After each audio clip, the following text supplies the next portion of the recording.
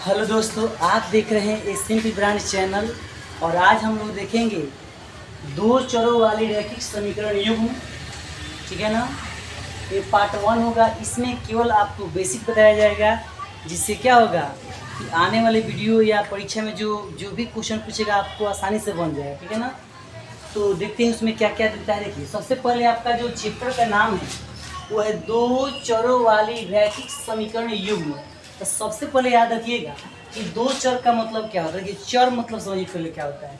यानी चर का मतलब होता है कि वह राशि जो बदलता रहता है, यानी जो जिसका मान हमेशा बदलता रहता है उसको हम बोलेंगे चर। जैसे मान के चलिए कि एस हो गया, वाई हो गया, जेड हो गया, ये सब क्या है, सब चर है। जैसे मान लो यहाँ पे 5x + 2y। तो अगर हम चाहें तो यहाँ पे x के मान कुछ भी रख सकते हैं, 1 2 3 4 5। ठीक है ना। तो जो चर होता है वो क्या होता है, वो बदलता रहता है।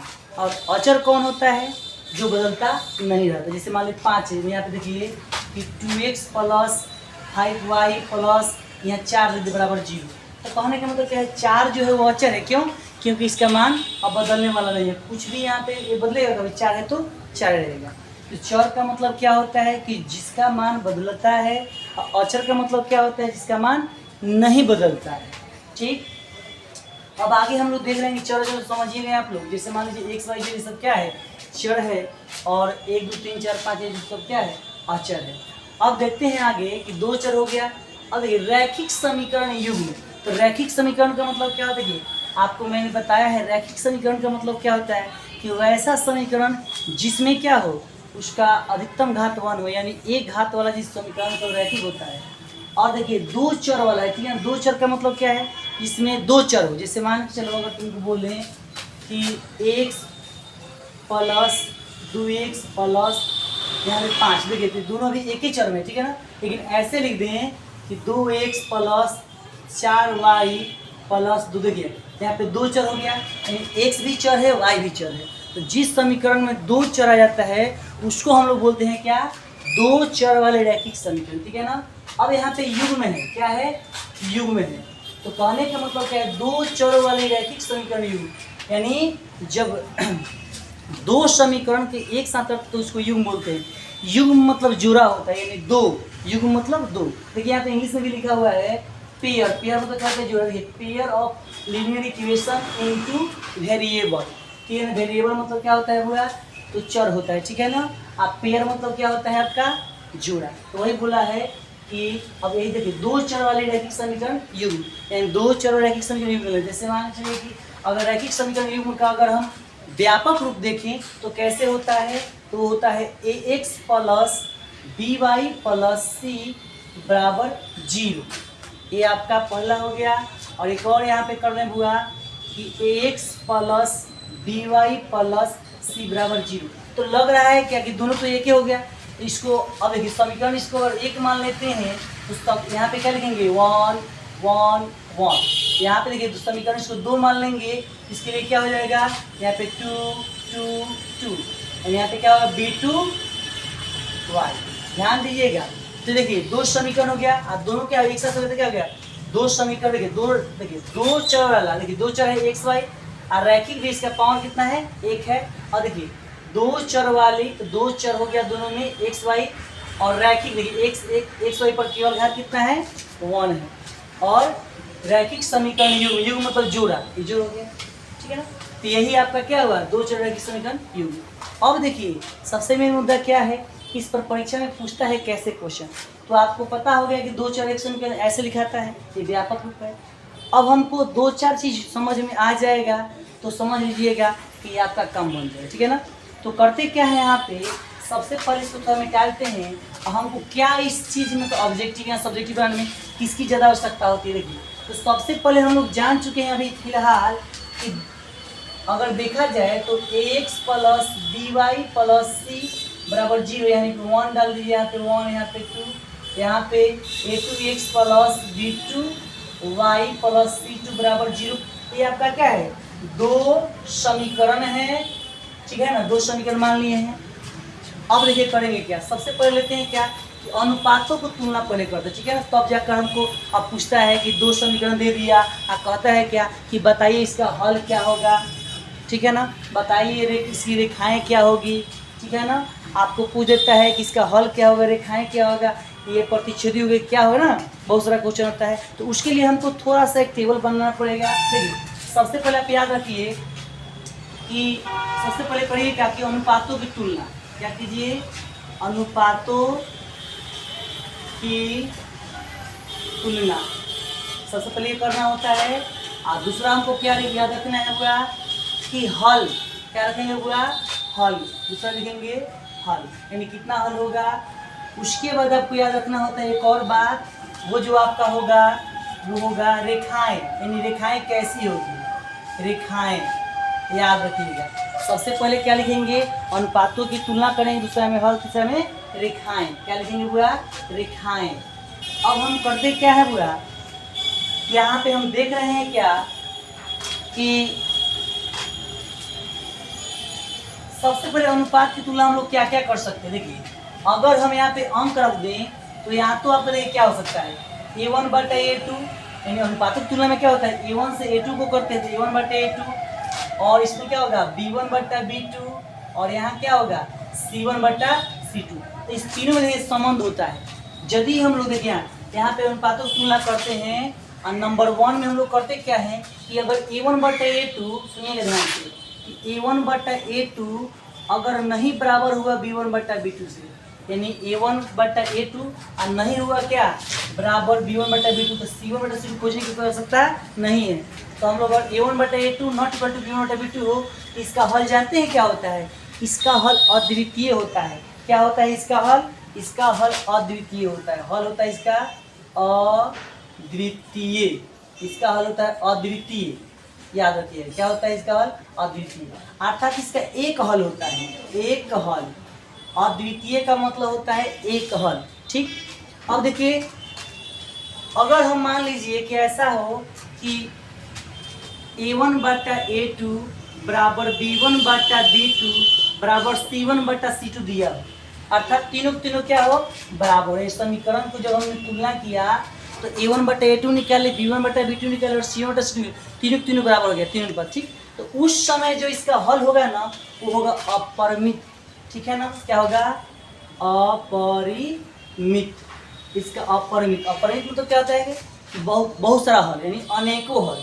क्या होगा पूरा अनेक हल, अपरिमित हल कहिए या अनेक हल कहिए, इसका अद्वितीय हल कहिए, ठीक है ना, इसको अपरिमित हल कहिए, या इसको क्या कर सकते हैं अनेक हल भी कह सकते हैं, अनेक हल, याद इस बात को रखिएगा, ठीक। अब देखते हैं क्या कि अगर ऐसा कंडीशन हो कि ये दोनों बराबर हो लेकिन ये बराबर नहीं हो तो क्या होता है, जब हम अनुपातों की तुलना करेंगे, अगर A1/A2 बराबर B1/B2 लेकिन C1/C2 नहीं है तो उस समय हम लोग का जो याद रखिएगा, उस समय क्या होता है कि हमारा जो हल है, हमारा हल है, इसका कोई हल नहीं होगा, ठीक है ना।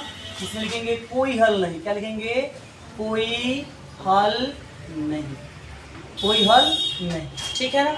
अब देखिए रेखाएं क्या होता है, ठीक है ना। रेखाएं में देखिए क्या कि जब हम लोगों का ध्यान दीजिएगा, जब हम लोग का A1/A2 बराबर B1/B2 अर्थात जिसका एक हल हो तो उसका रेखा क्या होता है, तो उसका रेखा होता है प्रतिच्छेदी। क्या होता है, प्रतिच्छेदी होता है, याद रखिएगा प्रतिच्छेदी रेखा होता है। रेखाएं कैसी होती है, तो प्रतिच्छेदी होती है। क्वेश्चन ही देखिए यहाँ पे यदि आपका क्या हो कि अगर A1/A2 B1/B2 बराबर C1/C2 यानी सबके सब बराबर है तो उस समय जो आपका हल होता है तो अपरिमित होता है, लेकिन इसका रेखा जो होता है ना, इसका रेखा जो होता है वो संपाती होता है। क्या होता है, संपाती, इसका रेखा कैसा होता है, संपाती होता है। लेकिन जिस समय A1/A2 बराबर B1/B2 लेकिन C1/C2 बराबर नहीं होता था, A1/A2 बराबर B1/B2 not equal to C1/C2 होता है, अर्थात C वाला बराबर नहीं होता है, उस समय इसका तो कोई हल नहीं होता है। और ये रेखा कैसा होता है, और ये रेखा होता है समांतर। क्या होता है, समांतर, याद रखिए कैसा होता है, समांतर। अब देखिए अभी तो आप लोग सोच रहे होंगे कि सर आपने तो ये क्या क्या बता दिया, हमारे समझ में नहीं है, तो थोड़ा सा हम लोग फिगर से समझे। देखिए आपको बता दें, जब हम लोग ग्राफ बनाते हैं, ठीक है ना, तो जब हम लोग ग्राफ बनाते हैं तो आपको याद है यहाँ पे दो समीकरण है तो रेखा भी दो खींचा जाएगा।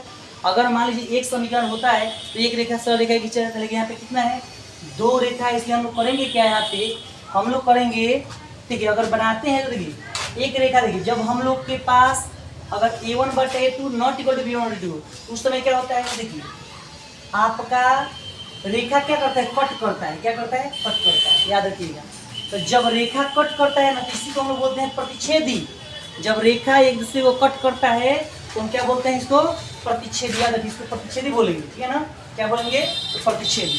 तो देखिए कब कट करेगा, जब हमारा जो हम अनुपातों की तुलना जब हम करेंगे, यानी a1/a2 not equal to b1/b2 होगा, याद रखिएगा b1/b2, उस समय क्या होता है कि हमारा रेखा जो होता है प्रतिच्छेदी होता है, क्या होता है, प्रतिच्छेदी। और जब प्रतिच्छेदी हो गया तो देखिए यहाँ पे एक ही बिंदु पर न कट रहा है, और जब एक बिंदु पर कट रहा है तो इसका हल क्या होगा, एक ही ना हल होगा। तो एक बिंदु पर कट रहा है इसका मतलब क्या है, इसका हल अद्वितीय, अद्वितीय का मतलब एक ही होता है, उसके जैसा कोई और नहीं, इसलिए याद रखिए अद्वितीय हल होता है यानी एक हल होता है। उसी प्रकार देखिए जब भी हमारा ये वाला कंडीशन a1/a2 बराबर b1/b2 बराबर c1/c2 है, तो इस समय क्या होता है कि हमारा रेखा जो होता है ना, वो रेखा होता है हमारा संपाती होता है। संपाती का मतलब क्या है, देखिए संपाती का मतलब होता क्या है, एक ही रेखा पर दोनों रेखा, यानी एक ही रेखा पर एक रेखा चढ़ जाता है, अर्थात ऐसे एक रेखा यहाँ पे फिर इसी पर हो गया, यानी दोनों रेखा का जब ग्राफ आप खींचिएगा तो दोनों क्या होगा, एक ही रेखा पर ये चढ़ जाएगा। अब बताइए एक बिंदु पर काटा तो एक हल होगा, ये तो पूरा पूरा एकदम बढ़ गया, ये अनंत तक बढ़ता है, ये अनंत तक बढ़ेगा, और जब दोनों तरफ अनंत तक बढ़ेगा इसका मतलब क्या है, इसका मतलब ये हुआ कि इसमें आपको अनंत हल मिलेंगे, क्योंकि अनेक पूरा बिंदु जितना आगे बढ़ेगा तो सब बिंदु पर सटा ही है, इसलिए यहाँ पे क्या होगा, अनेक हल होगा, अर्थात अपरिमित रूप से अनेक हल होता है, इसका कोई लिमिट नहीं होता है, ठीक है ना। और आप देख लीजिए संपाती, संपाती मतलब एक के ऊपर एक, वो संपाती होता है। अब देखिए तीसरा जो है आपका कंडीशन मैं बता दूं, तीसरा बोल रहा है क्या कि अगर हमारा a1/a2 बराबर b1/b2 लेकिन c1/c2 ना हो, यानी तीसरा बराबर ना हो, इस समय जो हमारा हल कोई नहीं, जानते हैं क्यों, क्योंकि उस समय रेखा क्या होता है, रेखाएं समांतर होती है। जैसे हम ग्राफ बनाए, ठीक है ना, ग्राफ बनाए तो ऐसे रेखा आ गया उसमें, ठीक है ना, तो जब कहीं मिलवे नहीं करेगा तो हल कहाँ से आएगा, देखिए हल कब आता है, जब कटता है, यहाँ उस पर ऐसे है, उसमें सट है तब ना हल है, और जब ये मिलवे नहीं करेगा तो हल कहाँ से आएगा, और अबे नहीं करेगा, इसलिए यहाँ पे देखिए कोई हल नहीं होता है, याद रखिएगा इसमें कोई हल नहीं रहता है। अब कभी कभी पूछता क्या है, क्योंकि भूलवा देता है लड़का सबको, कि कभी कभी पूछता है कि रेखाएं जो यह समीकरण दिया हुआ है, दो को समीकरण दे देगा, यहाँ पे a1 a2 दिए हैं, तो अंक भी दे सकता है, और कहेगा क्या कि आप हमको बताइए कि क्या ये जो समीकरण है संगत है कि असंगत है। याद रखिएगा दो चीज पूछता है, संगत है कि असंगत है। तो आप हमेशा याद रखिएगा, क्या याद रखिएगा, कि जब रेखा प्रतिच्छेदी हो, जब रेखा संपाती हो, अर्थात देखिए यहाँ पे देखा जाए तो देखिए प्रतिच्छेदी या संपाती में हल है, ठीक है ना, प्रतिच्छेदी जो है संपाती उसका हल है, किसका हल, किसका कोई हल नहीं है, तो समांतर का। तो याद रखिएगा जब रेखा समांतर होता है ना उस समय समीकरण असंगत होता है, और जब रेखा मतलब क्या होता है, जिसका हल होता है अर्थात प्रतिच्छेदी हो या संपाती हो, उस समय संगत होता है। तो एक लाइन में ये भी लिख दीजिएगा आप कि संगत है या असंगत, इसको भी आप दिमाग में रखिएगा, क्या रखिएगा, यहाँ पे देखिए संगत है या असंगत, आप याद रखिए संगत या असंगत। तो याद रखिएगा कि संगत कब होगा, जब आपका जो आपका देखिए प्रतिच्छेदी क्या है, प्रतिच्छेदी और संपाती होगा, तो इस समय क्या होगा, इस समय जो आपका जब ये संगत हो जाएगा, क्या होगा, संगत, ये समीकरण जो दो आप माने हैं वो संगत हो जाएगा।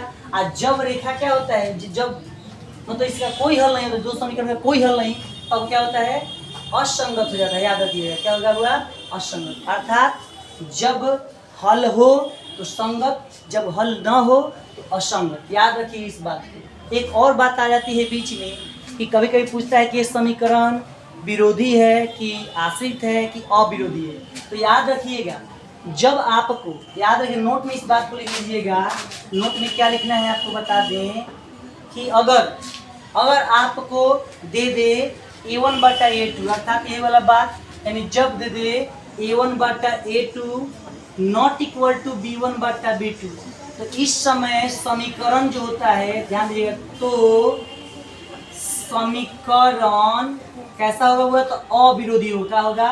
अविरोधी, अविरोधी होगा। और याद रखिएगा अविरोधी होगा। अगर ऐसा दे दे A1 बटा A2 बराबर B1 बटा B2 बराबर C1 बटा C2 दे दे, तो समीकरण क्या होगा? तो समीकरण याद रखिएगा ये होगा आपका आश्रित होगा। क्या होगा? आश्रित होगा। याद रखिएगा आश्रित, याद रखिएगा क्या होगा? आश्रित, आश्रित होता है, ठीक है ना? क्या होगा? आश्रित। तब समीकरण कैसा होगा? आश्रित होगा।